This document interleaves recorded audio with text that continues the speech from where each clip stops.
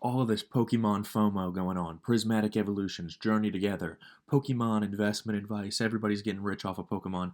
I just wanted to do a quick video on my thoughts on all of this, and I wanted to talk a little bit about why Pokemon really isn't necessarily the best investment. And right here, I have a Google search, Reddit, Pokemon debt. I read tons of stories of people who invested in Pokemon and they ain't doing too hot. So let's read some of these. Hello all, I needed to make a throwaway account because posting this on my real account embarrasses me so much. This situation I put myself in, basically I've bought too much Pokemon cards and product that I'm putting myself in serious debt. Alright. And then we'll skip to the end. Even if I sell my collection for half of what it's worth, it's fine by me because I just want to get out of debt. You have no idea how stressful it can be, and I'm not looking for pity, just a way out of this. And I think somewhere in here, I have so many ETBs and other sets that I don't know where to sell. I just want to get rid of everything, get myself in a better financial position. Look what he's saying. I honestly don't know what to do. I want to sell everything. Someone just says on eBay about 6 days from this. So he's mentioning he's way over leveraged. He bought stuff that he thought would go up in value, but even now that it's going up in value, he's realizing he doesn't really know how to sell it. And he's pretty skilled. He's more skilled than most average people. He has an eBay store and he's sold things on eBay. Look at these guys. Important lesson for people going ham on picking up product.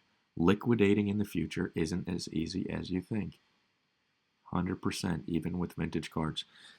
So yes, Pokemon cards, they do go up in value and they do sometimes sell for very good prices, but oftentimes they're sold by eBay sellers who have 10,000 sales, or they're sold by a vendor at a Collecticon show who's been doing this as his full-time living. As an average person, getting the best possible price and having smooth transactions, it's more complicated than it seems. And just like anything else, like Pokemon investing and Pokemon business, there's money to be made, but there's skills involved. And I think so many people FOMOing in this market right now are neglecting the skills required. And then also, yeah, this person says, yeah, 12% eBay fee hurts. Dude, eBay fees. Shipping costs, the cost to buy the shipping materials. If you're going to vend, you have to pay a vending fee and you have to spend your whole day there. You have to pay for gas and car maintenance to travel to the event. It's not... Pokemon ain't really a get-rich-quick scheme like it's being sold now. Liquidating it should always be a several-year situation. Yeah, so what happens if there's an emergency in your life and you need this cash? Really, you should only be investing in Pokemon if your financial situation is already balling. You should never be going into debt for Pokemon. Look at this. I'm in 30K Pokemon debt and I don't know what to do. Need professional help. Clear that you have an addiction. I think a lot of us do.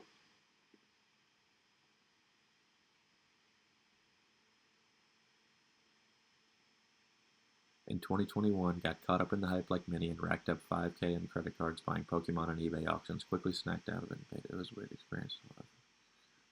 Pokemon put me in a trance.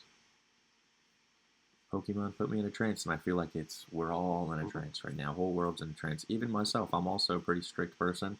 I've picked up a bunch of single cards. I want a master set of all the base set Pokemon cards.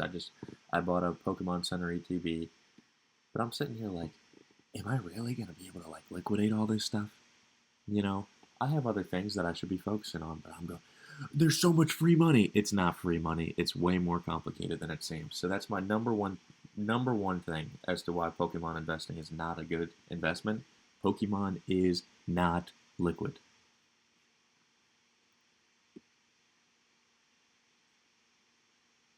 Yeah, look at this guy, surging debt. Number 2, Pokemon is not predictable, reliable, or stable. I think there's this problem in Pokemon right now where people think,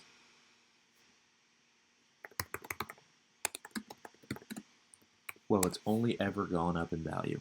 It's only ever gone up in value. I can over leverage because it's only ever gone up in value.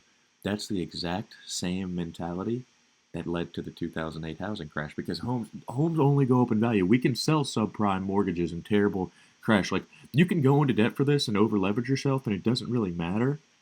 because houses only go up. So if we can just battle it out for 10 years, we're going to be so rich. And that mentality led to one of the worst bubbles and worst crashes of all time. Things do not just infinitely go up in value. And I think Rudy from Alpha Investments mentioned this.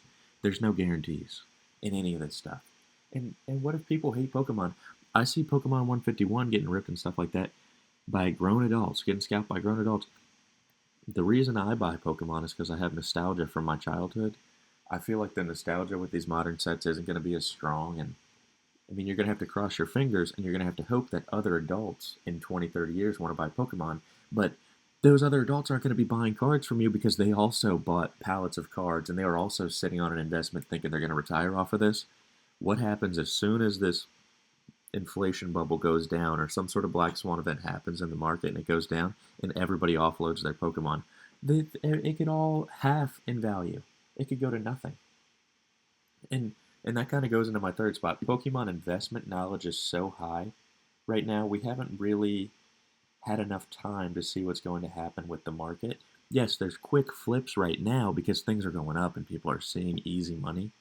But look at the 90s, like junk wax era when everything was super overprinted and everybody knew that they needed to buy everything. It kind of has made sports cards not as cool and not as fun. There's still value in some cards, but there's other stuff that's total junk. And I think as time goes on with modern sets, we're going to see certain cards and certain sets go places, and then we're going to see a lot of this other stuff just become junk because it was so overprinted and overproduced. So those that's my 2 cents. Those are 3 reasons I believe Pokemon is really not a good investment. Everybody's way overhyping and FOMOing in this market. It doesn't make any sense. Let's take a deep breath and come back to reality and realize that there's smarter things we could be doing with our money than FOMOing over Pokemon cards. All right, and continue to have fun with the hobby. Buy the cards that you like. Buy singles that you think are undervalued, and we'll go up. And don't quit Pokemon, but just don't lose your mind over this stuff either. All right, and read some of these stories. Search up Reddit Pokemon Dead and read some of these stories, man. They're not good, and they'll make you realize that for every one guy who made it big in Pokemon, there's a whole bunch of losers. All right, if you enjoyed the content, please like and subscribe, leave a comment, let me know what I'm doing good, what I'm doing bad, and have a great rest of your day.